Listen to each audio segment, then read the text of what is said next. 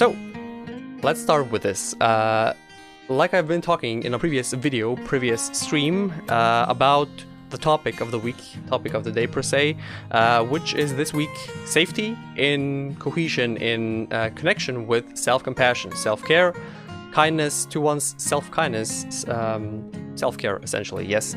But I've been thinking yesterday a little bit more about safety, the feeling of safety, the primal urge of every human being. Basically, we're talking about human beings right here.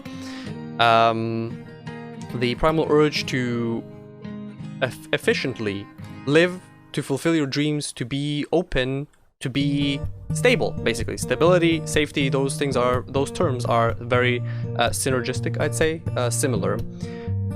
But safety is a primal urge. So in my particular instance, from my experience, and we've mentioned that the lack of the feeling of safety basically causes stress, causes tension, causes friction between when doing anything, when attempting to do anything whatsoever, just by yourself, with other people, which means individually, in connection with other people, in connection with anything inanimate, deed or act or whatnot. So that's where the stress gets mainly formed, and all that chronic stress builds up in the body, stays in the body, and ultimately over long periods of time causes many of unprecedented health issues, let's call it that.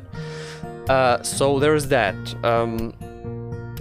In practice, something that is potentially overlooked, something that I personally overlook myself frequently, I have to admit, unfortunately, is the feeling, something else that causes stress, that causes the lack of feeling of safety, which is basically, you could say it like, let's go from the other end. If you can call it anxiety, for example, a chronic fear of everything, for example.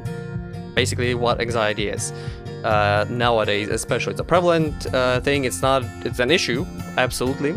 But at the end of it, like if you roll back on it, anxiety is just trying to control everything. Have you asked yourself, like, if you lack the feeling of safety, if you're fearful, is it maybe because you're trying to control all the things, everything around you, everything about you, and everything around you at the same time, perhaps? That's what comes into play in my particular case. I can speak from experience that is the case. Sometimes I feel like like the world demands pretty much of me that I have everything sorted out completely to the T, like materialistically, mentally, emotionally, relationship-wise, financially, everything and whatnot. And all these things just basically are entities, are basically just subjects, are types, are archetypes, basically. Mindful figments, what's the word? I'm blanking on the word, on the expression. They are just expressions. They are basically not a real thing. They are just mind constructs. Constructs was the word. They are mental constructs, and all these mental constructs get formed in the head, and they stay in the mind, because they are not manifested as a single entity, right? And all these things cause, again, stress, anxiety, fear of lack of control, and lack of safety subsequently. So trying to control everything is definitely a bad thing. Let's face it. We gotta admit it. It's nothing new, right? But it's good.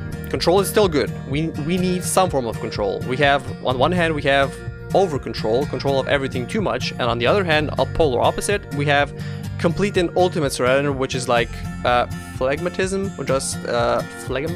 I'm not sure about the expression. Just complete slothing variant. Let's call it that. Just basically surrendering to, just completely surrendering, ignoring everything, being ignorant in a way, just freely, just floating away. Those are the polar opposites. So the middle ground would be have some control, right? The solution to this.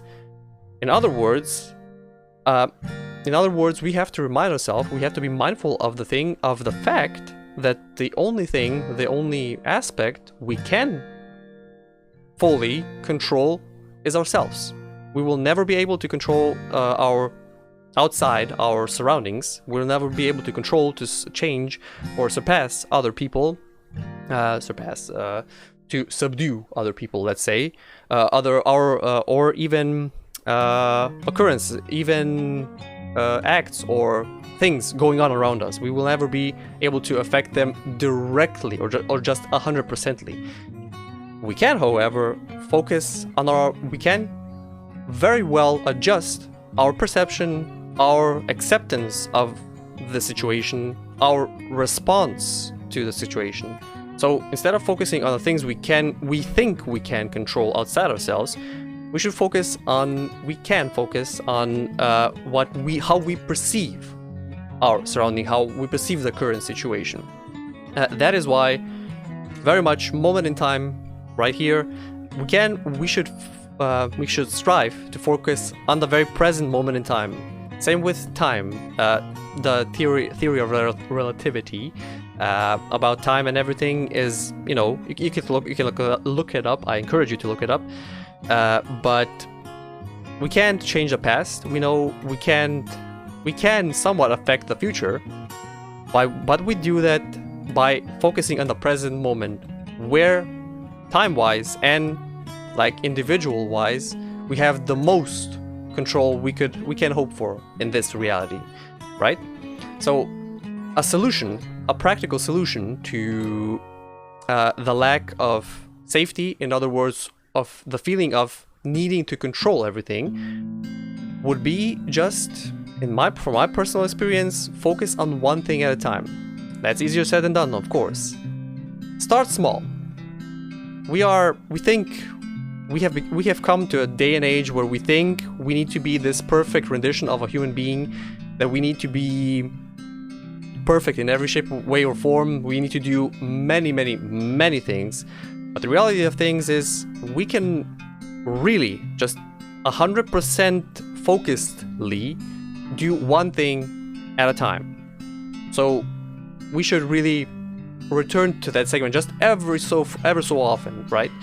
And just remind ourselves that doing one thing with absolute focus, from the heart, if we can, with love, with intention, with sincerity, with eagerness, with passion, that's enough.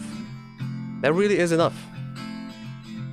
For the moment, you don't need to do many things. You will do many things after another. But if you do one thing after another passionately, fully, and just wholesomely, dare I say, it'll add up. It'll add up. We have time. We have some time. Just, right? Our lives are limited, yes, by years in a way, but does it really matter how long we live if we don't actually fulfill our passion, if we don't do it eagerly, if we don't do it sincerely and passionately? Does it really? Right? So again, a simple solution to describe it, to elaborate, to example it a little bit further. Do one thing at a time. Focus. Try to do something that engrasps your entire focus, that fully takes you in, something that makes you happy, something that you're passionate about, something that you might have liked as a child, as in your childhood, something completely spontaneous. For example, like watch or read a book. Easy. For example, something you're really interested in. Watch a movie or something. Go work outside. Work out first. Work out. Completely just focus on bettering your physical body condition. Go for a walk or a run. Simple as that. It really does make a difference. Just don't even think about it. Put on your sneakers, put on your shoes, and just go. Just go in one direction. Don't think about it. Go where the wind blows, literally, and just go for it. And be mindful of your surroundings. Be in the moment. Listen to the wind in the trees, the birds, the maybe ongoing traffic. Be mindful of the pavement beneath you, the ground, the soil beneath you. And just breathe in the fresh air as much as you possibly can. For example, that's a little bit extended, but that is a simple solution. And yes, just take in one moment at a time. It'll be enough. to reground you from all the hectic, from thinking of having to do all the things at one time. That'll give the mind space, enough space to just sort things out, so you can focus on one thing at a time. You can make a timetable, a schedule per se, in the mind. So one thing now and the other thing later. The third thing after is just on paper, and that's enough. You don't need to think about it. You don't have to be mindful of that. You can just let it be, and if it's possible to do it, then do it. If you don't feel like it, there's always another day. Pretty much, there's always another day. And if there's not, you have done the first two things, or the first thing, heartfully, sincerely, and just for yourself, for the world. Everyone benefits, and that is as simple as it can be, I'd say. Yeah, that's a simple solution. Just one thing at a time, something that grasps your focus, something that you enjoy doing, one thing at a time. Just enjoy the very present moment in time. That's how we know. That's how we do it. As I always say, one moment in time at a time. Take care of the minutes, and the hours will take care of themselves. Hours turn into days, days turn into weeks, weeks into months, months into years, years into a lifetime. It's the same pattern, just on a little bit of a grander scale. So once again, just keep it simple. That's what I'm trying to say. One moment in time. Enjoy this very moment as much as you possibly can. That is all I can say right here, right then. That would be my suggestion, my solution to this problem, to this situation or issue or feeling of lack of safety per se. Of course, that is my opinion. I hope you enjoyed it. A little chat here we had. If you enjoyed it, be sure to join us live sometimes on twitch.tv/ZG_killit for some live interaction with this. Check out the blog Moment in Time itself. The link will be down below as always.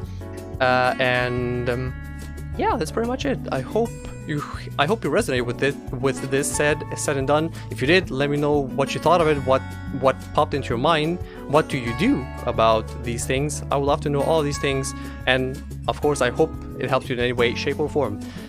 Stay safe, my friends, and I hope you have a fantastic day, and for sure I certainly hope to see you in another moment in time.